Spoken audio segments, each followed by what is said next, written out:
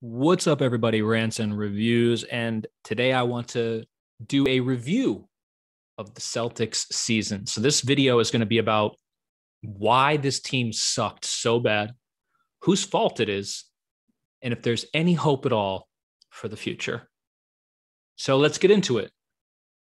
First of all, I want to go all the way back to my video that I made around the All-Star break, where I basically said that this team should just cut Teague, bench Tristan, bench Ogilvy, play all the kids, rest Jaylen because his knee was bothering him, and basically just not tank, but not try to win games, miss the playoffs, get a better draft pick. And people told me that I was crazy. Well, it turns out I was 100% right, because what did trying to win every game get us? It got us into the playoffs where we got humiliated by the Nets, and Kyrie took a giant dump all over Celtics Nation. An idiot fan threw a bottle at him, making Boston an even less desirable place for stars and free agency. And all the Celtics players basically proved that they have no pride, no heart, and no toughness. So that's what getting into the playoffs got us. Great. And it's just been an awful year. I've been watching this team for, 25, 30 years. And this is probably my least favorite team I've ever watched. This was the most miserable year I've ever had being a Celtics fan. Here's what the Celtics achieved this year. They made Danny Ainge quit because he was worried about having another heart attack and dying watching this team play. They got Brad Stevens fired, albeit into a different, more important role. And they made me stop watching basketball for the first time in like 25 years.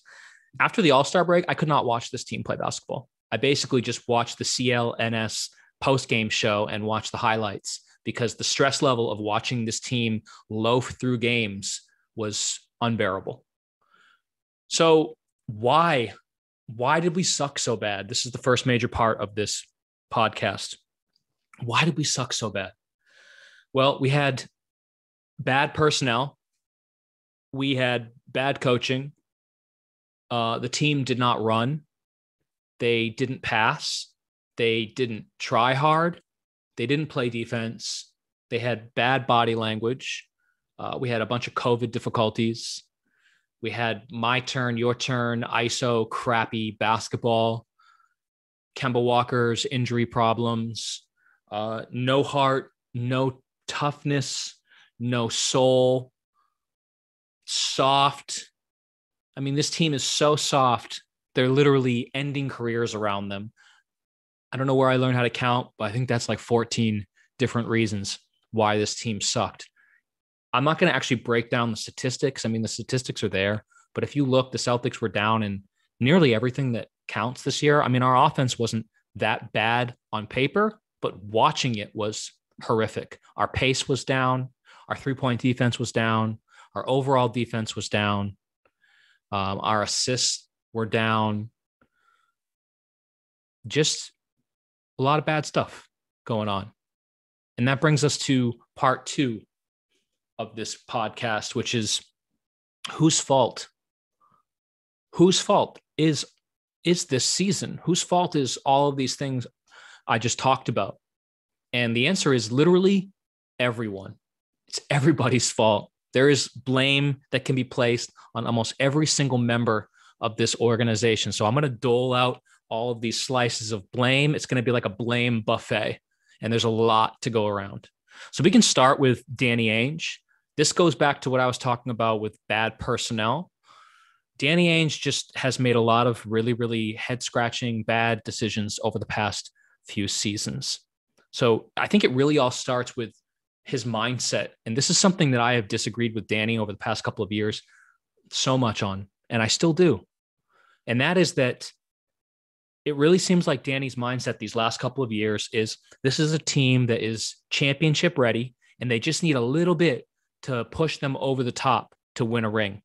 And I never agreed with that at all. I thought with Gordon Hayward's injury, and then especially with his departure, that this was not a championship team, and that we weren't ready to win now.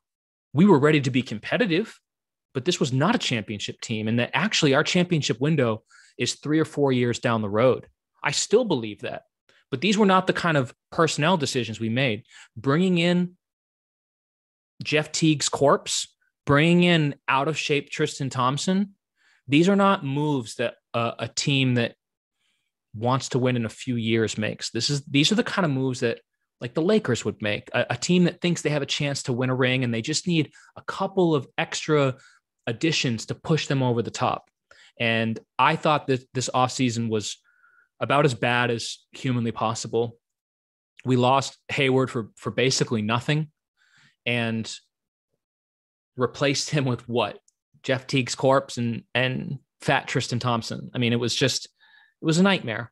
And I was not optimistic going into the season. Actually, preseason, I predicted this team would finish 6th in the East, and they finished 7th. So I wasn't far off in what I thought that this team could accomplish. So that was one thing that Danny did. He gave Brad Stevens really bad personnel, just not the right personnel at all.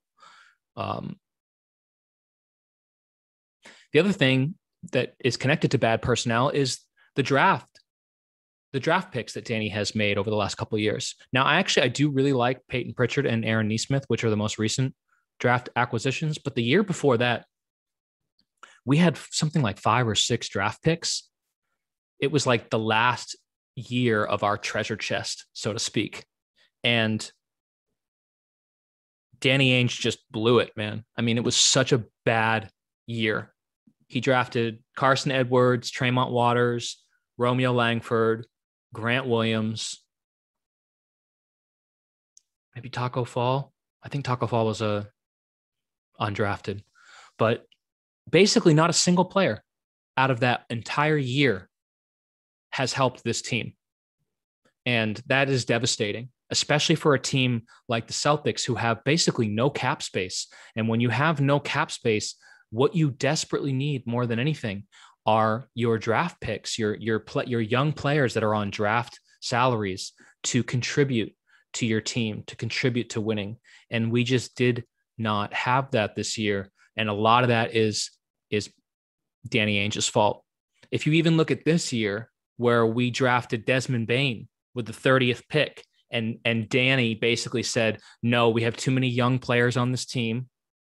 We need to get rid of him. We don't have roster. We're going to keep Shemi Ojale, but we're going to get rid of Desmond Bane for nothing, basically, like future second round pick considerations.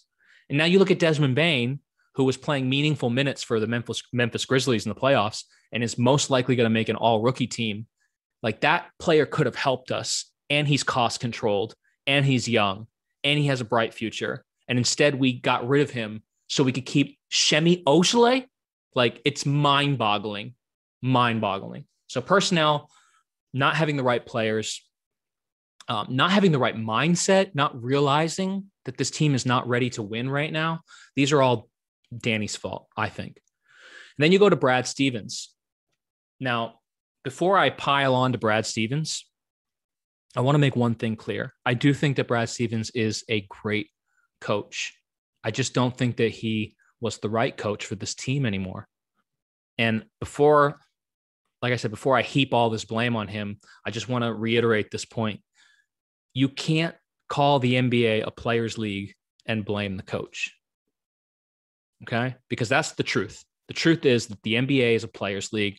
Look at the Nets. I don't even know if Steve Nash does anything over there. He just hangs out and lets Kyrie run around, do whatever he wants, show up or not show up. It is a players' league. And yet somehow we always blame the coach. So I do think there are some things that Brad Stevens did wrong for sure. And I'm going to get into that. But I also think the players are culpable here as well. So if you want to talk about specific things that Brad Stevens did wrong, I mean, first of all, I just think he hung around too long. 8 years with the Boston Celtics. That is an incredibly long period of time for a coach to stay with one team. It's quite uncommon. And the truth is that players hearing the same message over and over again, you grow numb, you grow immune, you need something different. Even if it's not better, you just need something different. Even look at somebody legendary like Pat Riley with the Showtime Lakers. They fired him. I think it was even after they won a championship because the players had just tuned him out. his time had come. It didn't mean Pat Riley was a bad coach. It just meant that the players weren't listening to him anymore. And I think it was pretty clear from watching most of these games this year that the players were no longer listening to Brad Stevens' message. A coach that always prided himself on having, teams that were really scrappy and defensive minded didn't have any of that this year. And I don't think that's because Brad stopped preaching defense. I think it's because the players just did not listen to him. Now, another thing that I think you can blame Brad for is just some of the weird, wonky rotation decisions. So playing Shemi Ojeleye ever is just inexcusable. Playing Tristan Thompson over Rob Williams, playing the too big lineup at the start of the year for way too long when nobody thought it was a good idea.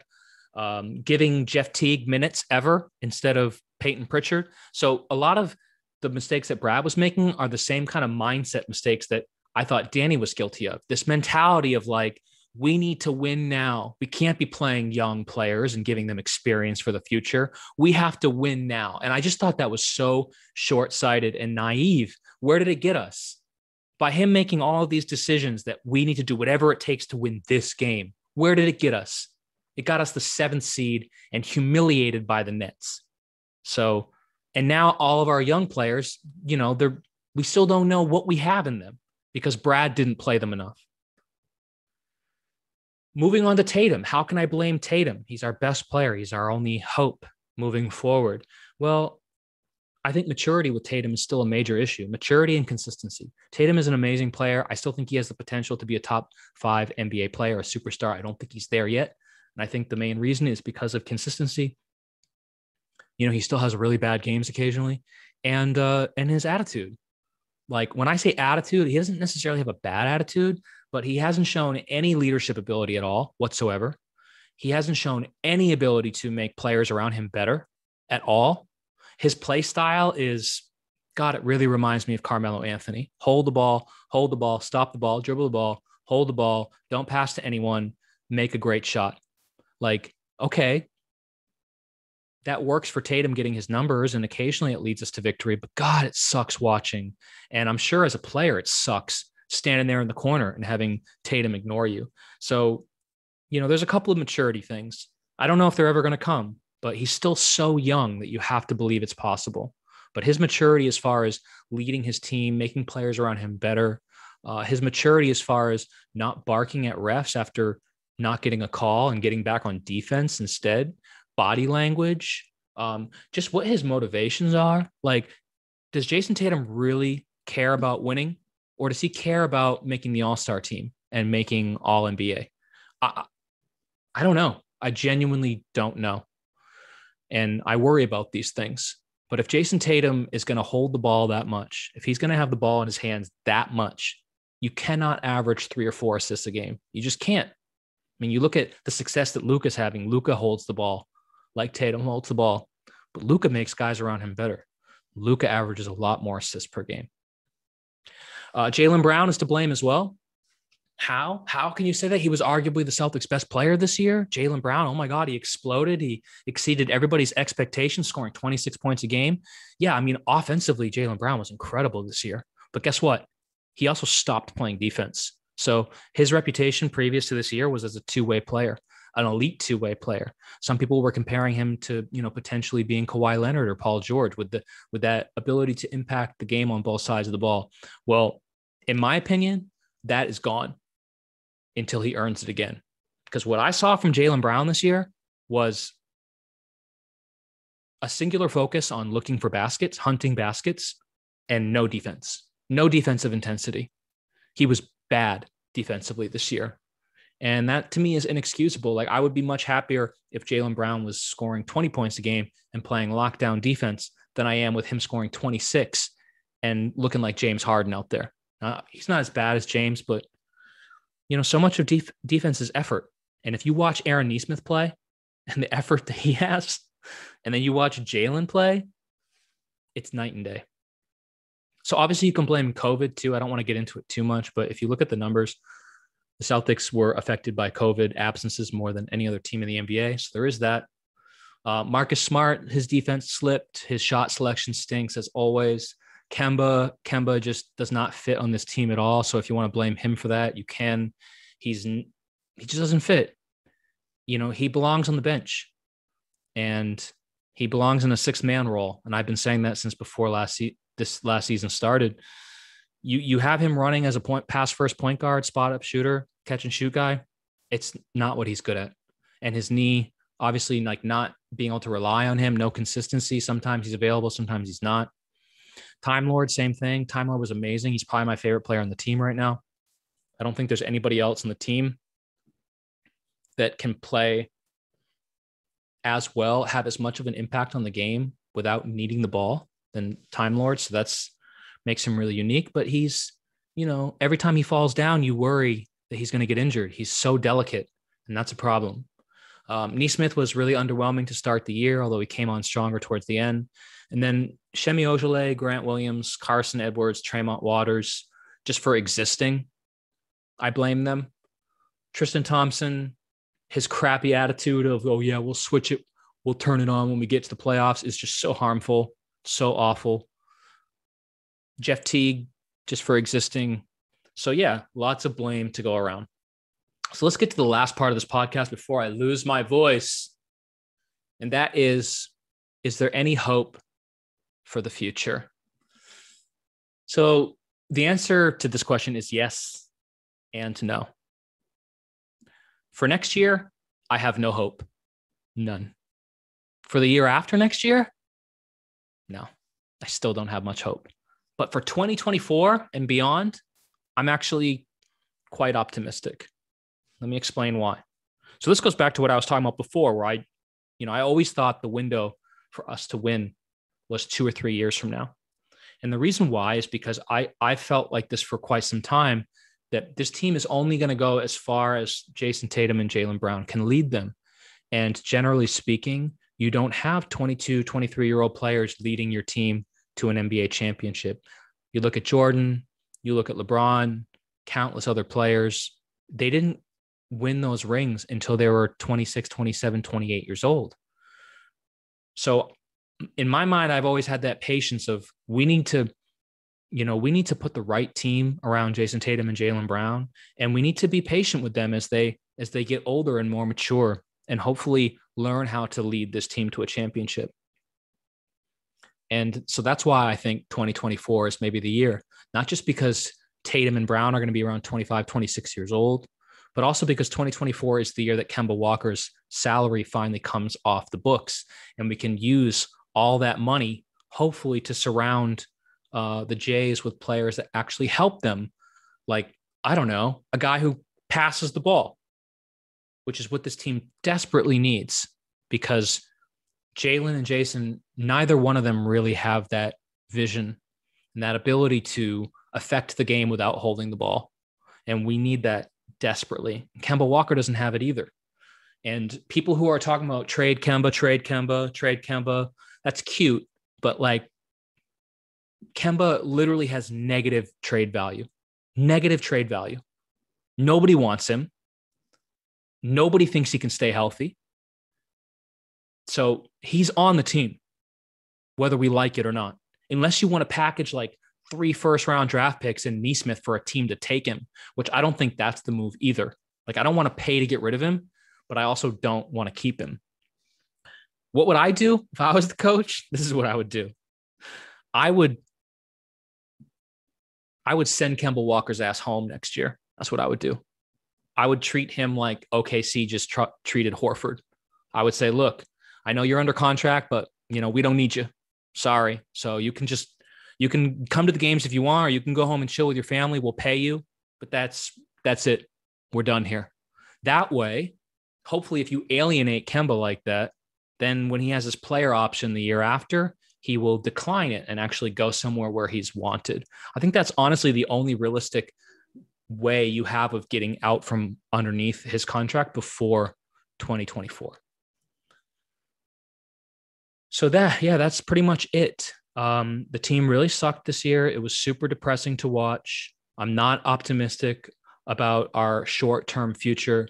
I am optimistic about our long-term future. Everybody was to blame for this past season. I think that just about covers everything I wanted to talk about. If you survived this long, let me know what you think in the comments below. Anything that you agree with or disagree with, particularly with Kemba. I'd love to know what you think we should do with Kemba. And don't just say trade him, because that's really not an option. If he does stick around, I would still love to see him in that sixth man role. As I've been saying all along, he's a $40 million Lou Williams. I don't know why we're asking him to pass the ball and be a spot up shooter. It's not his game. It never has been. I think he'd be really good if you could just bring him off the bench, 18 minutes a game, tell him to shoot everything. You know, put him with a second unit that doesn't have a lot of scorers and just let him have the ball and let him do his thing.